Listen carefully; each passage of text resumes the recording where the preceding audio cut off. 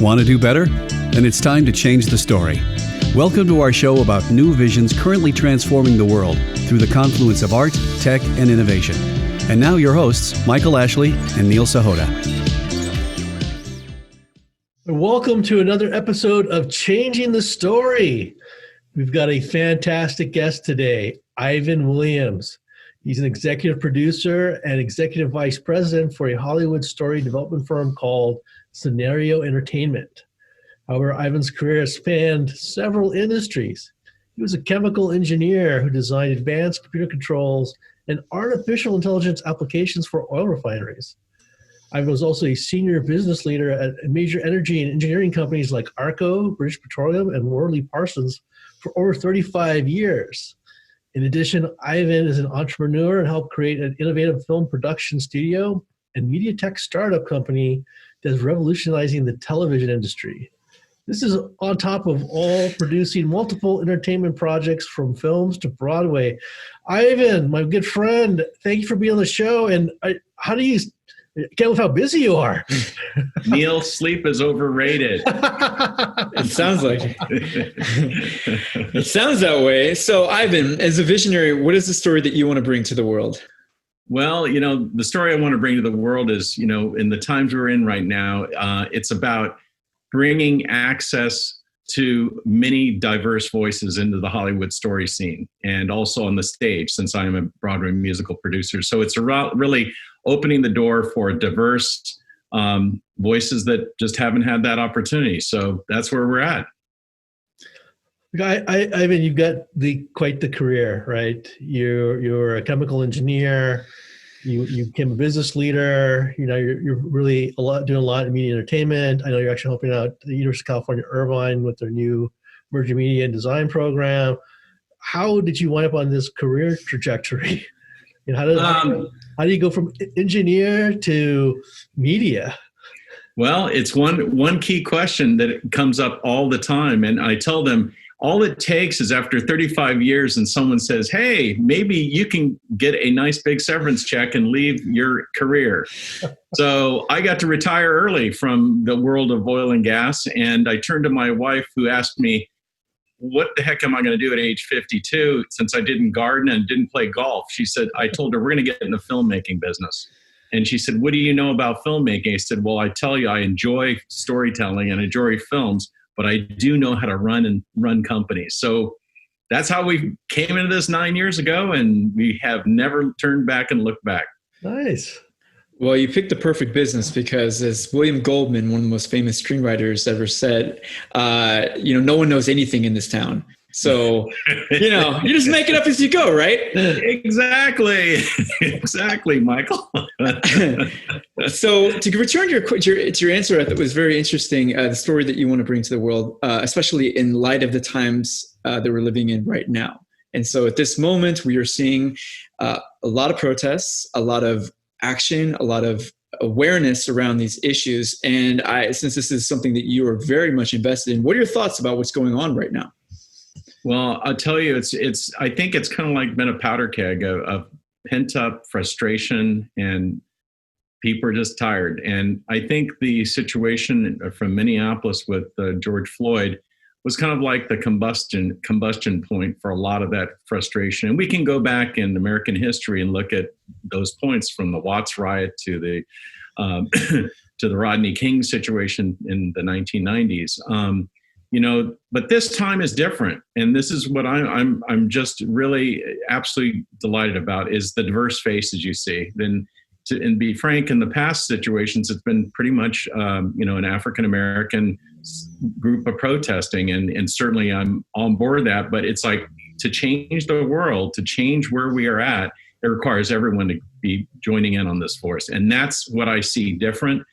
And in this perspective of my vision of what I want to do, it's about having everyone's voices, whether you're black, white, a male or a female, it doesn't matter. It's really about getting everyone's diverse voices into the conversation, particularly in the storytelling world. And think about, since the dawn of man, it's always been telling stories, whether it be by a fire or whatever, and you sit around with your grandparents telling the story. So I'm a storyteller, and just using the cinematic and stage arts to tell stories. And we need to have those diverse stories told, because that's the world. We are diverse. Mm-hmm, mm-hmm. I think it's really powerful, the storytelling, especially right now, because the protests I think have been phenomenal. It's great to see the solidarity, and you see a lot of parents actually bringing their children out. Exactly. To really protest, help them understand. And I thought it's actually a really interesting way to expose them and actually share some of these stories with them, because I don't think we can transform as we need to without bringing the next generations on board. Well, and Neil, when you said that, is one of the asked me the question, well, how did I get in this business? Well, not only did I have a love of storytelling, and when I was in high school, it was Super 8 cameras and stop motion animation. I was part of the film club then. But again, taking it forward to the digital world. But more importantly, when I looked around, my wife said, what are you going to do? And I said, I now want to be part of a solution, not just sitting on the sidelines. And the piece that I wanted to tell is I felt the cinematic arts were starting to be overwhelmed by CGI and comic book characters. And I said, that's wonderful. There's an audience. But I think at the end of the day, you can tell just a powerful stories that represent young, old, whatever. And it doesn't require tons of CGI. We need to have a good story underneath that.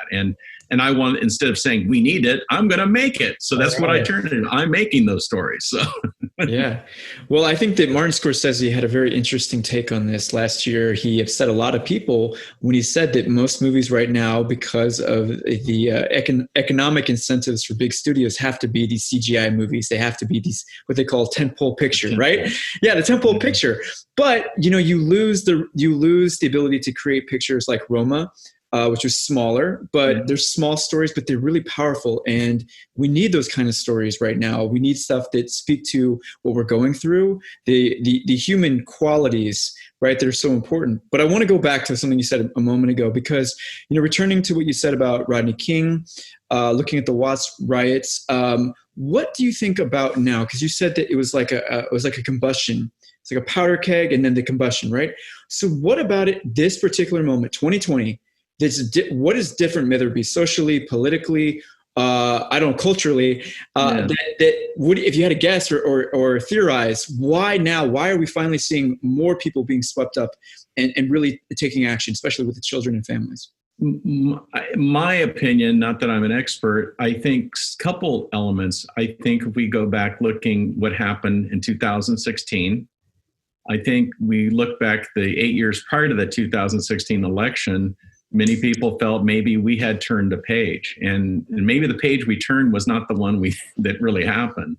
Mm-hmm. And what it almost did is uncork, I think, what the difference is. We have millennials that are now feeling empowered, as just like you say, see the Bernie Sanders, the rise of the large progressive movements that particularly people below 45 years old, which you might be in that space, Michael, but the perspective that there is a different generation. I think the young people of the world, I'll say, not just America, are looking at things very different than the people above 45 and how they were raised, how they were raised in a culture. And even though many of them probably had parents or grandparents that were probably on the far right, but they were raised through the 80s, 90s, and now the knots to have a different perspective of treating people. And they're basically allied themselves now with a group that specifically felt disenfranchised, and that's the Black Americans. And to a certain degree, you think African Americans represent 13% of the population, but it's this group that has carried, that this nation has carried this original sin for over 400 years. And people they used a trigger point, the George Floyd, but underneath it was this. You saw there's excitement around Bernie Sanders, his very different views. I think the other perspective is that aspect of, the game is rigged. People feel the game's rigged. I can never get ahead in life. And a lot of millennials are struggling and huge student debt. So I think those elements come into play that a lot of the younger, I say below 45, felt this weight of heavy college debt burden. Can't get an affordable job, can't afford a house. All those things are combustion to this fire that we saw ignited by the George Floyd. And even though as we saw it as the initiative, the focus on police brutality, but you can see it's kind of getting broader. All inequality, it's again LGBTQ, the amazing ruling of the Supreme Court the other day. Yeah, just all that and the younger people are prepared and standing up to the challenge. They're not kowtowing to it. Think of it. We saw some of that in the 60s too. You forget. I love people, but hey guys, there were people like you in the 60s. Yeah. Sometimes people act like I'm the first person to be leading the church. Well, you're just the current generation. So I just see it as just a strong confidence in particularly young people. And I know there's other people, but I think it's powered by the youth of the world right now, this kind of momentum. Mm-hmm. They always say the young have the real power. And they're saying, you guys you old people screwed up the thing, climate change, all that. I'm tired of waiting. We need to get off the hydrocarbon-based energy systems. All these things are affecting my ability. Am I going to live to be a grandparent? And when we saw what happened in 2016 and this going, you got to be kidding me. How did that happen? Well, guess what, youth? You didn't come out and vote. And the vote does matter. And that's what I'm on board a number of campaigns that you have to vote. Marching the streets, fantastic, but you've got to turn that into action. And the action all of us can take is voting. Mm-hmm. And unfortunately, a lot of young people don't vote as much as the people above age 45. And I think hopefully what happened in 2016, what's happened recently, my hope and goal is the young people realize the voting does matter and you can take action with that vote. Yeah, it absolutely does. It's a powerful tool that I know that it's frustrating. And I think a lot of people think like, what difference is what really going to make? You'd be surprised.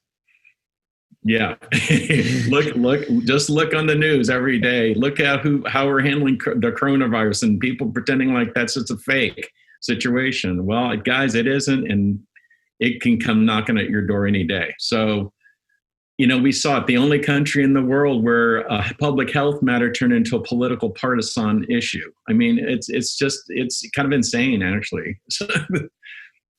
There's been a lot of discussion. We've actually had a few guests on that been talking about, are we creating some of the problems ourselves, or are we magnifying the problems are we turning an anthill into a mountain? And that I get that bad news is good news for the media, and people want the conflict, not necessarily the constructive kind. And are we doing ourselves a disservice? I mean, if we're supposed to be sharing stories and encouraging people, have we kind of lost our way with this then? It's interesting. One of the initiatives I mentioned before, I'm on this No COVID coalition, which includes former White House and several governors and a whole bunch, about 60 of us on it. And, one of the things you're bringing up, Neil, was the whole reason I got started by a group of activated citizens. No one's funding it. They got on a phone call after James Carville wrote some op-ed piece in a magazine or in a newspaper, and people got on the phone. 8 people got on the phone, including James Carville, and said, "Hey, I think the issues on the COVID thing, the message is not clear and consistent. It's not reaching all corners of America." And so a group of us had grown now to 60 people, including Lieutenant General retired Russell Honore from the Katrina situation and it's left and right people. And it's beautiful. It's nonpartisan, but we have Republicans, Democrats, and everything between on it with a very clear mission of how do we engage every key county that is going to be seeing COVID. And we take that, it's a data-driven conversation. Palantir is applying the data analytics to kind of drill into what areas, what counties, and also what are those people in those counties. And what we're finding is a lot of those people don't, they don't look at the ABC, NBC, it just seems remote. What they will listen to is someone they have a kinship to, whether it be a firefighter or a neighbor, a relative, or even a country western musician from that area. And that's what we did. We matched up a message with key celebrity influencers to targeted areas. And that's reached a multiple millions of people outreach across America that feels genuine and authentic.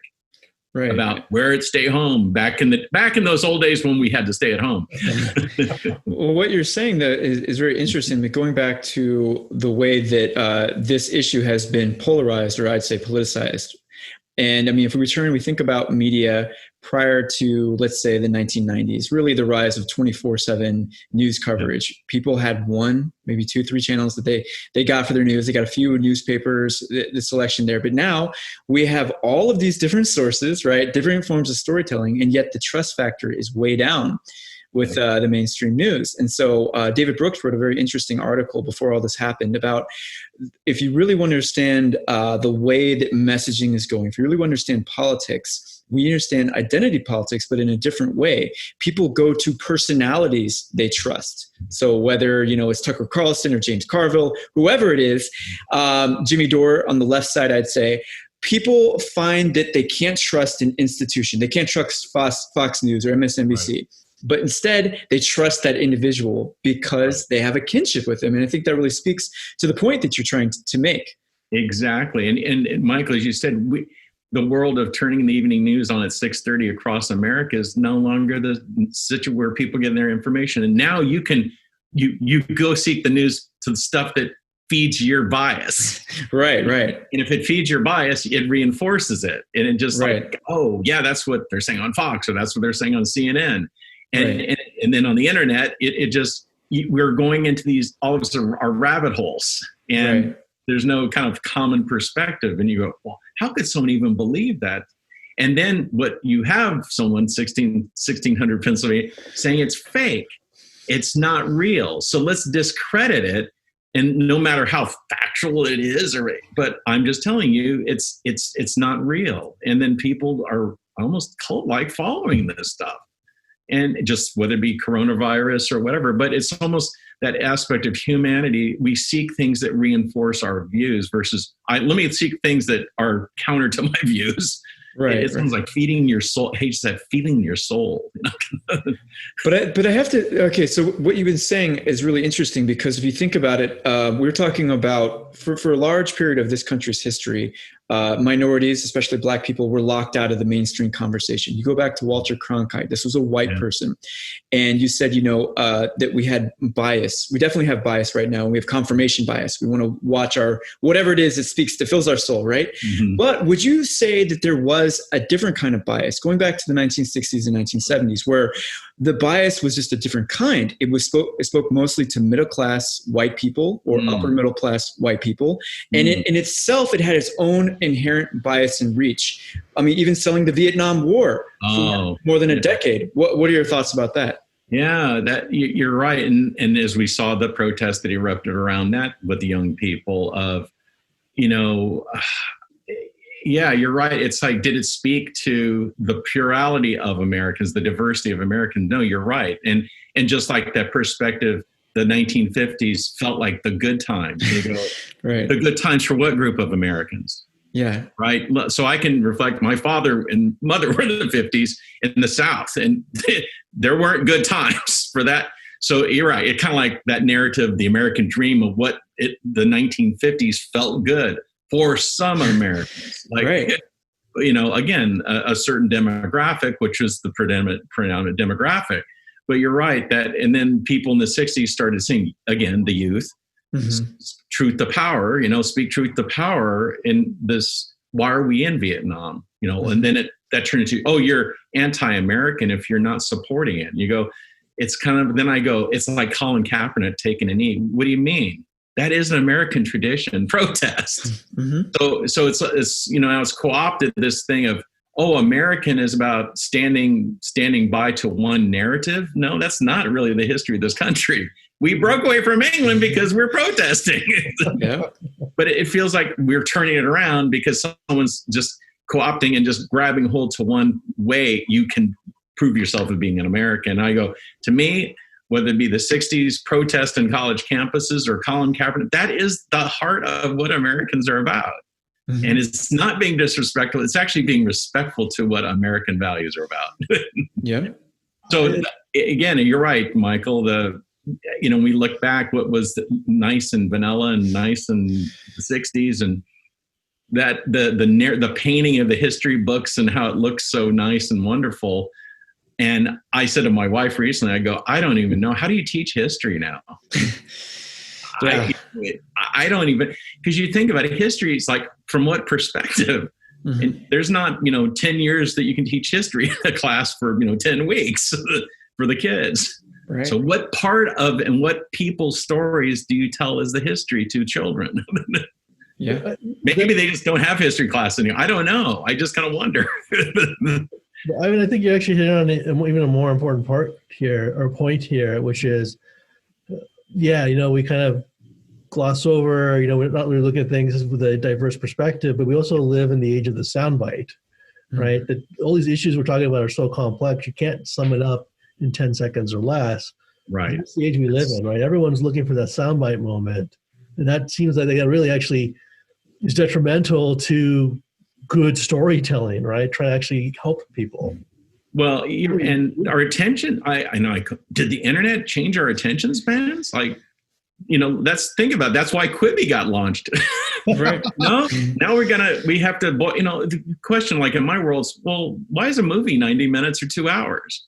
Right. Ask Martin Scorsese, he'd go, why is it 3 hours? But, and you go, are people's attention span less now, Neil and Mike? I don't know, that like now a company, Jeffrey Katzenberg and Meg Whitman, started a company to make, the attention span is 10 minutes on a mobile phone or whatever. Yeah. Well, I think you're right, Neil. I think that our attention spans have changed. I'll give you an example. When it comes to my classes, I've noticed, I teach screenwriting at Chapman.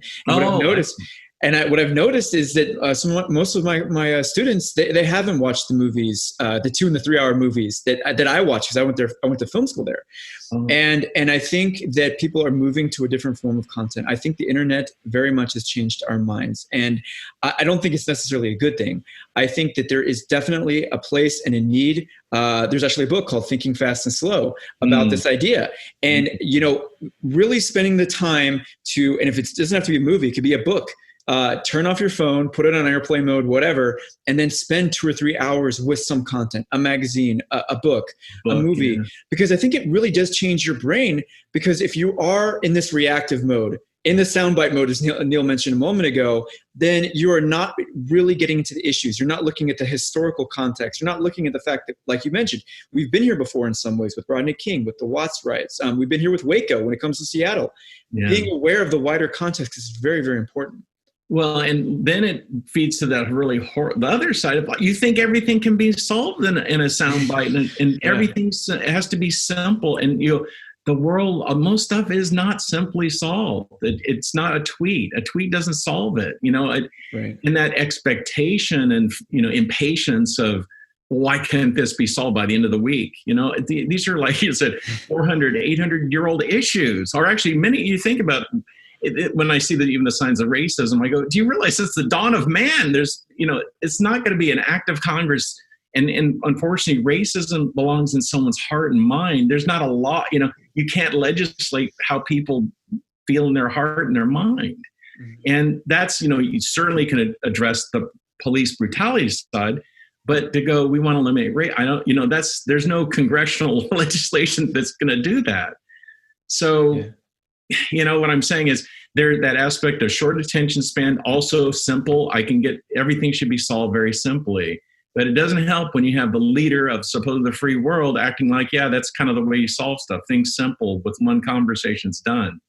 And, but again, that plays back the news. My bias of and I'm tired of the old politicians telling me it takes a long time, and that's a bunch of BS. And, an outsider, a game changer can come in and just straighten things out. And we see where that took us. So, Ivan, can we get back to good storytelling then? Advice for people. Yeah. So, the piece of the storytelling and the beauty of linking when I began the conversation about diversity is diversity can yield all these unique new stories. And the perspective of when we think of one of the films I was recently involved with, This Changes Everything with Gina Davis, about the misrepresentation of women in Hollywood.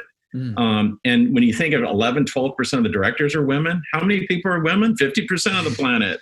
So why is that? Because people, we do it. When we hire people, and in a high stress, big dollar thing, what's the first thing you do? Let me figure out a way how to add new risk and dimension by hiring people that I'm not familiar with working with. So guess what? You hire the people you're used to working with. Yeah. So we're trying to break that chain by now. As we heard, the Academy is talking about some things to add additional criteria in the movies to push this diversity agenda. So the storytelling, and you can see things like Moonlight that come along. Mm-hmm. Beautiful storytelling from a whole, a gay African-American. It's just all these kind of perspectives that are new and different that create compelling. Medea is not going to win an Academy Award, but the bias that was against South Central, well, no one in the African-American community is going to go to movies or go to Starbucks. Well, people, Mervyn Magic Johnson says, that's BS. I'm going to invest in that community. And guess what? African-Americans are some of the most dedicated moviegoers. So Hollywood's bias overlooked huge economic opportunity. Yeah. And now, Tyler Perry and his Medea franchise, making zillions of dollars. And before, why would someone make those movies? No one's going to, well, guess what? That's not true. So back to the storytelling, it's telling these diverse stories that really has some economic power. And as you know, gentlemen, in the day, when I always say, if someone asks me, I'm a Hollywood filmmaker, that's meaning my goal and objective is to make it a commercially viable enterprise. Right. Unlike in Europe, which are heavily government subsidized movies, it can just be a pure art form. Sure. In Hollywood, American filmmaking is about making it a commercially viable film enterprise. So the economics, follow the money, and basically I'm out there trying to show them that these diverse films do make money and it's worth investing. So diversity is the right economic decision. That's right. I agree with you. And I don't know if you got to see Dolomite with Eddie Murphy. Which was excellent, by the way. I mean, that was his whole point. People do want to go see those movies. They don't want to have movies shoved down their throat and say, this is what you got to watch. And he went out and did it on his own. Yeah. And to return to something earlier, I think if you were an alien coming from space, I'm looking at your background here, which, by the way, I think is beautiful, Ivan. If you come from space and you see all these people arguing about all these different issues, I actually think at the end of the day, of course, if it goes to violence, that's not a good thing. But the fact in America that it's the first time we've ever really had this experiment where we have a plurality of voices and we don't always agree. But I think that's actually a good thing because you have all these different opinions, and we might think that we're right. But if we have a chance to be quiet for just a moment and listen to somebody else and really come to some sort of agreement because of all these different voices that we're hearing here, I think that's a good thing in society, even though right now it might not seem that way.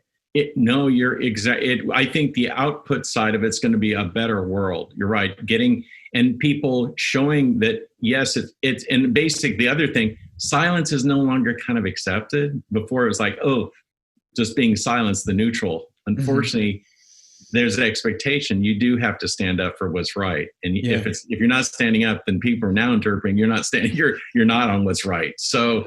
I agree, Michael, that it's these voices are now and I applaud the young people. They're challenging the status quo, and it's for old guys like me to pay attention and, make sure that these messages and these things are coming up, even though, Bernie Sanders wasn't the nominee. Mm-hmm. Obviously, Joe Biden and his team are looking at how come he didn't get much support from the other under 30. Right. Because those under 30 people are the future. Mm-hmm. So we've got to incorporate that view into the space. And I certainly think the Republican Party is going to have to figure out a way to, reach a demographic. And right now that seems like it's quickly diminishing where the base they're going after. So anyway, the world's changing. I want to be part of it and be a storyteller to help, incentivize people to get invested in those new and different stories. And tell stories like the Lily Project about the Lily Ledbetter story that I'm involved with, getting the story about Lily Ledbetter, the woman who was discriminated, a white female in Alabama who found out when she retired that 3 of her colleagues in the same pay grade, managers, were paid twice as much as she was. And that turned into the Lily Ledbetter Act, Fair Pay Act, and President Obama's first major piece. We're bringing that story to screen so people can see, understand the story of what do you call it, fair pay, equal pay. What does that mean? yeah, this is what it meant. And this stuff did happen and it does happen. Yeah. And we need to eliminate it. So it's not going to be tolerable and make it. So we as storytellers get to be helping to catalyze those conversations and more specific actions that need to be taken. Hey, that's awesome. And Ivan, thank you for sharing your story. And if you want to continue to follow your story, what's the best way to follow you, get in touch with you? Well, I mean, pretty much I got, if you go into IMDb, got Ivan Williams, number 7. Unfortunately, there's 6 other Ivan Williams IMDb as producers and whatever. I have a Facebook site. It's my personal site, but I share, it's not called personal, but it's mainly my business site. And I've got my Twitter feed at Ivan37. And, can check me out there, reach out and find out what I'm doing. And I have a love of higher education, as Neil knows, and making it happen, all sorts of fronts there. And thanks to Neil and Michael giving me this opportunity to amplify my voice. We're very happy to. Pleasure. Fantastic conversation. And we'll make sure that those contact info is in the show notes, everybody. All right, man. Thanks a lot, guys. Thank you. Hey, if you like today's show, please remember to hit the like button and leave a comment. If you've been enjoying the Changing the Story podcast series, please subscribe and share it with your friends. Thank you.